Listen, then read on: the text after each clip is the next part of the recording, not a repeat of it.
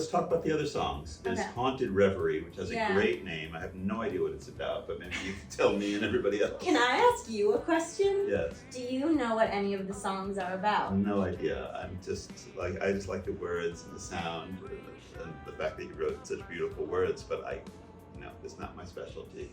I can relate to that because when I listen to music, I'm not really listening to the lyrics either, and every once in a while there's like a little snippet that stands out to me. Like when I think about like Genesis, there are some Genesis lines that I really love, but Yeah. even though I've listened to like certain songs a million times, I couldn't tell you what the Well, lyrics are. Genesis lyrics are very like strange stories.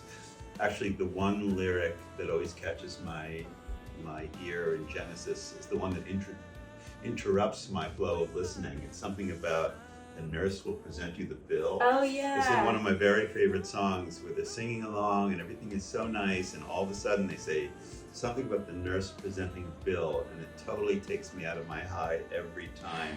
I'm like, why did they write that lyric? So that's the kind of thing I care about, and I think there might have been one or two spots that we spoke about in the whole album where there were lyrics. I was like, I don't know. Transmutation.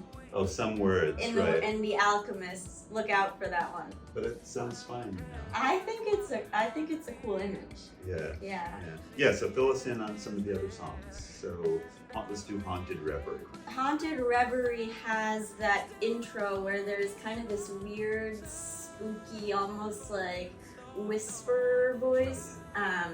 And when I was listening to it before I got started, it sort of sounded to me like a ghost or a phantom or something, which gave me the idea to write a song about sort of a nightmare, someone being like captivated in a terror of their own devising.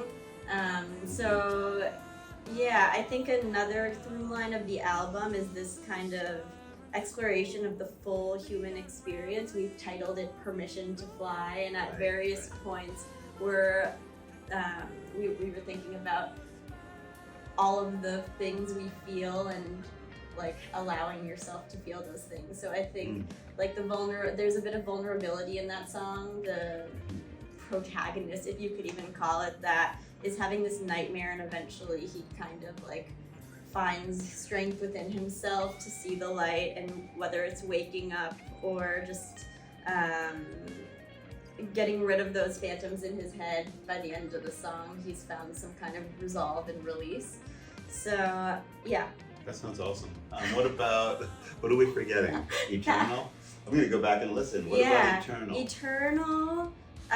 We haven't spoken about the first song on the Yeah, album. so We'll get to that last. We should talk about that one next. And then I want to know all about the lyrics to Dreamer. Oh. We'll get to that. So Eternal and the first song, which is called The Final Threshold, are kind of related to each other.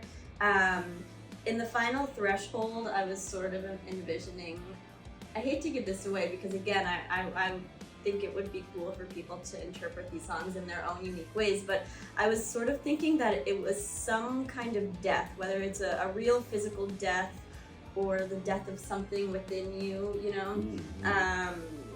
Maybe some, yeah.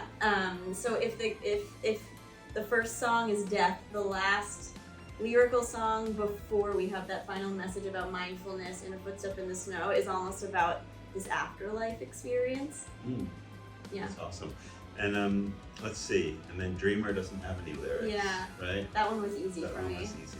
So, and Permission to Fly, I was talking to somebody the other day about the album title and what it meant to me, because, you know, it's really hard to come up with album titles. Right. We came up with it really fast. Well, it just resonated. Yeah. Because to me, it related to so many things. To me, it was this kind of like spirit of like letting go. Like you're able to just go for it. You're able to go for the ride and like enjoy the music. Go for the focus. It's progressive music, and you know nowadays people are so like they want instant stuff, scrolling on Instagram. Totally. They're not really like listening to full albums because they almost don't allow themselves to fly, to have the time. And I felt like that was the imagery I wanted to present to them, to invite them to have this full experience of music and lyrics. Absolutely, and I think that we were talking when we came up with the title about how all of the songs represent permission to fly in a different way. Like The Alchemist is sort of permission to fail. Maybe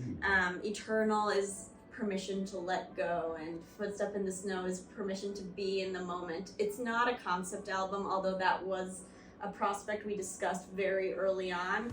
But I think that if people listen to it from the beginning to the end, they might notice some themes and a bit of an arc.